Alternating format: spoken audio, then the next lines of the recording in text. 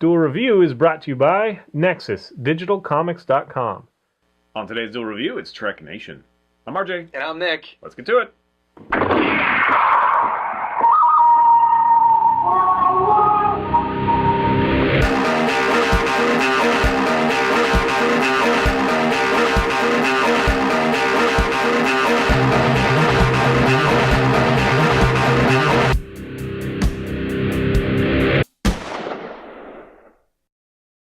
Hey everybody, welcome. It is the 27th of February, and we're taking a look at the documentary Trek Nation. That's right, and that came out in 2011, and it was directed by Scott Colthorpe, who also did the City Confidential, so go check those out. And basically, it follows Eugene Roddenberry's son, Eugene Roddenberry Jr., as he discovers his father's work and discovers his father.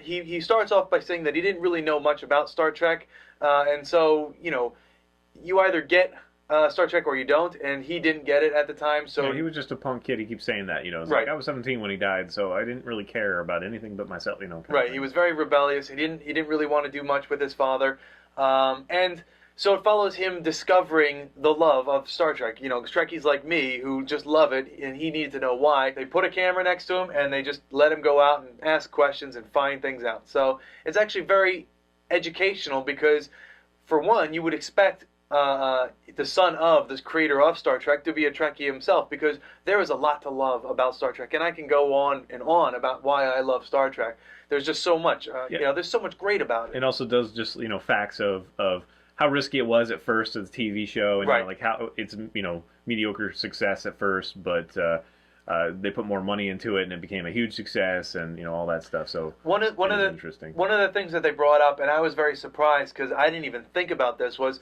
the role of Lieutenant Uhura.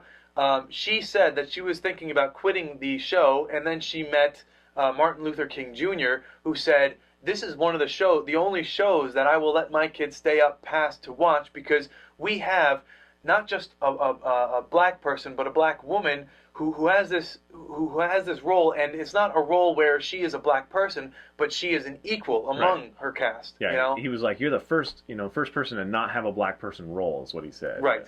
You have an equal role, and that I didn't even think about, because yes, this did come out in the '60s, so I didn't see that connection until she said that, and I was like, "Oh my God, yeah, that's so true." So there is a lot of history in Star Trek, and a lot that Star Trek kind of accomplished just by being a show. So yeah.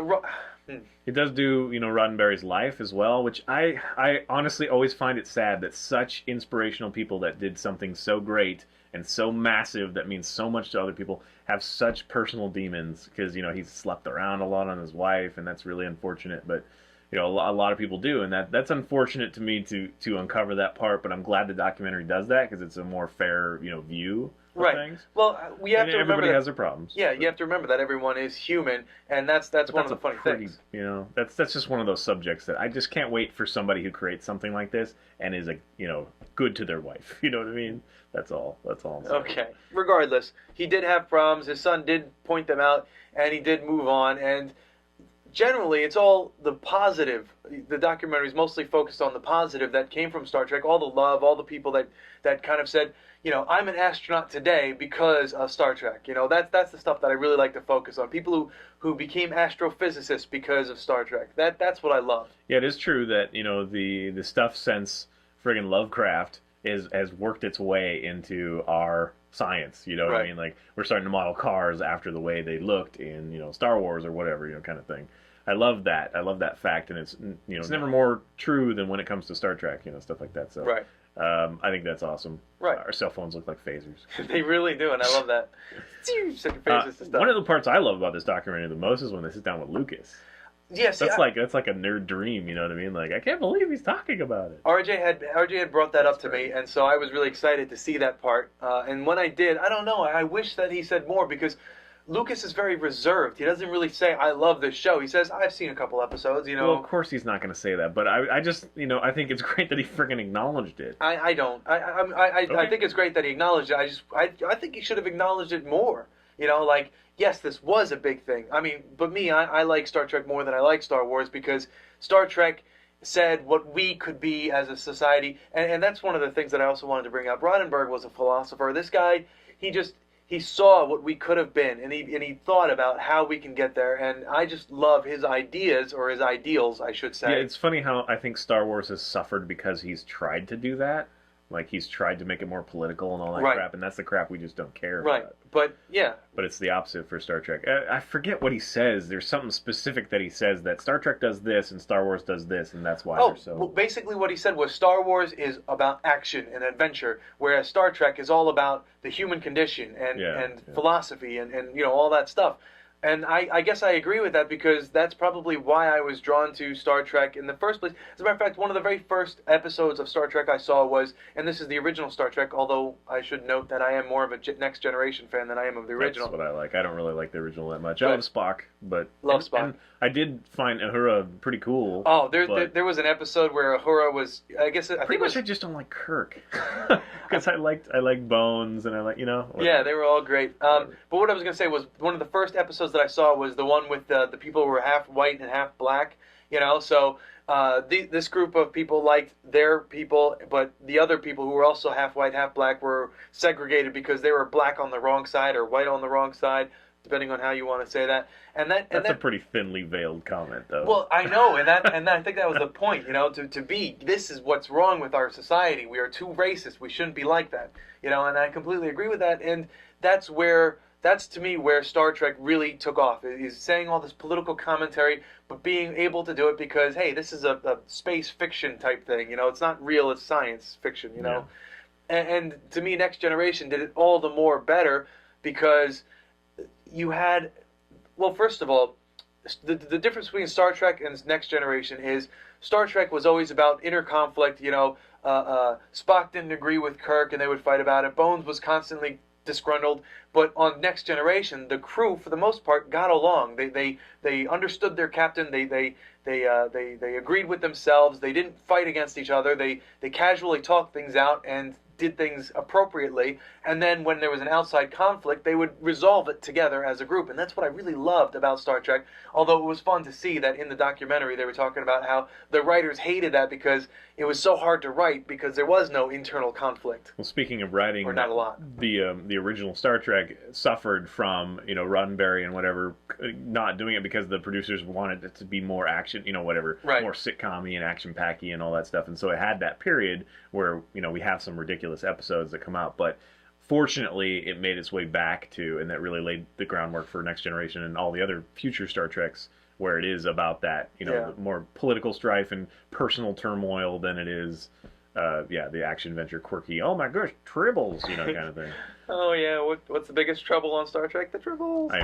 That's Yeah. one of those episodes that I think I liked as a kid, but whatever. I'm not a huge Trekkie. I do really appreciate it, and I'm glad it's there, and I do really enjoy Next Generation. But I'm not like I have to watch everything that has ever made. Like I haven't even watched the last two, the one with Bakula and Oh yeah, I loved Deep Enterprise. Space Nine. I love don't Deep really Space care. Nine. I love Voyager. Although Voyager to me was Deep Space Nine I think was the most obscure Star Trek out there because Star Trek's whole point was exploration, and so Voyager did that right. But Deep Space Nine was just a space station where aliens would come and congregate. Voyager was different because. Well, first of all, I loved Voyager. I loved Captain Janeway. But the only thing that it was different about was the crew was too small, in my opinion. There was just not enough happening there. Generations had everyone there, and they were all working together. But Voyager was just slightly smaller, and it worked for them. It totally was a great show. Just I wish that they expanded upon them. Gained more people. I mean, they gained 7 of 9, sure, and why wouldn't you, really? Wink, wink. But yeah, just it felt confined to me, and that was unfortunate. It was interesting that we talked. I'm glad that this was made when a chance to talk to J.J. Abrams, who Yes. made the new Star Trek, and I kind of got the feeling that he's not the hugest fan. Which a lot of directors that take on these things and do a good job sometimes aren't huge fans. So that's actually impressive that he was able to do that. Yeah. But I think he's become more of a fan. It's just listening to him sounds like you're listening to a lawyer or something. You know what I mean? He's just very. He said that he wasn't a huge fan of it. I mean, he said that he saw 1 or 2 episodes, but honestly, who hasn't, But the thing is, the first movie, I think everybody loves it, but if it kept in that vein of being really action-packed, I don't know. You think that it does justice to the Star Trek name? Because it's really not that political. At least the first one isn't. The J.J. Abrams one, Yeah. I have problems with that movie, although I did really like it because it's impressive. it is very impressive. When it first came out, one of the biggest problems that I had with the Star Trek J.J. Abrams movie was that it just completely erased the history that we already know. But that's kind of a good thing because they can rewrite it. It's a reboot. Yeah, I am hoping that if the second one doesn't have more political commentary in it, that they do replace that with another TV show, in which case I would gladly volunteer for that job. I would love to be in a new Star Trek show. Absolutely. Yeah, it's one of those things though that it's always been like we've had this conversation before. Like some things are immerse you, and some you kind of sit back and watch. And I think that Star Trek is a little bit more sit back and watch. Not that it doesn't immerse you, but there's more going on. No, not the movie. That's what I'm saying is that the movie didn't do that, and we don't spend a lot of time like on the Enterprise talking, with the personal whatever, talking to each other, discussing how to solve the problem and whatever. We don't get that. It's more of an action thing. So I think that kind of has a void there. I mean, as much as I do love that movie, and I think most people do, if it continues that way, it's going to be like, like Transformers, where it's like, spend some time on the characters. Stop doing this. Although they did a great job with Kirk and Spock. Yes, kind of thing. And again, that time frame, the era I love of that Simon Pegg is in that too. Yeah, I do too. The era of Captain Kirk and stuff. That was before that they really managed to get their species under, the human race under control. So they were still kind of there was that inner turmoil amongst them. So, but even more, they're going to have different, racial tension, even on the ship, right? Kind of thing. But anyway, so yeah, it's a great documentary. It gets you thinking, and it's on Netflix right now, which is one of the reasons we wanted to bring it up. It's not terribly long. Could have been longer, I guess, but it's as much about Gene Roddenberry in some ways as it is about what he created, Trek. But there's nothing wrong with that. It's great to know your creator. Yeah, and it's also about his son. It's a lot about his son who got to know his father, even though he never actually got to know his father. But I think it actually nicely, holds back on this is what I've done, sense thing, and they do a little bit of that. But anyway. All right, guys, that's it. Go look it up. Please subscribe to our YouTube channel and follow our great playlists. Game Land's been a lot of fun. Yes, it has. And please leave comments. We love comments. And you can help support us by buying our wares at spiderwolf.com. That's right. T-shirts, a card game, art print, shirt stories, and more. See you later. Ah! What the hell's going on? I don't know. Mine just wasn't counted. It was like this. Coming up, it's Berserk, the Egg of the King. Got a huge and blurry. Good movie. He's talking to a very small person on screen. Well, it's funny too because I grabbed it like this, so I had my wrong finger on it. I was like scraping my hand. Are you gonna be like the guy from Soul Eater? Yeah, Soul Eater. I don't even know how he does that. His pinkies have to be like super strong. Well, it's just crazy how Can you do that? I'm out of bullets, or out of... You are too, I think. I think you're out. Oh. No, I got one left. Here we go. I'm gonna hit it just like Soul Eater. That had no chance. No. It went right over it. You had no chance, man. Ah.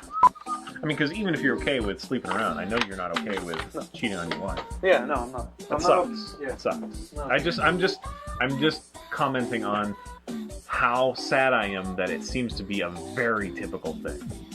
If you have any kind of a claim, you are infidelis. Well, yeah, at least he's not sleeping with children. Yeah, that's a thing.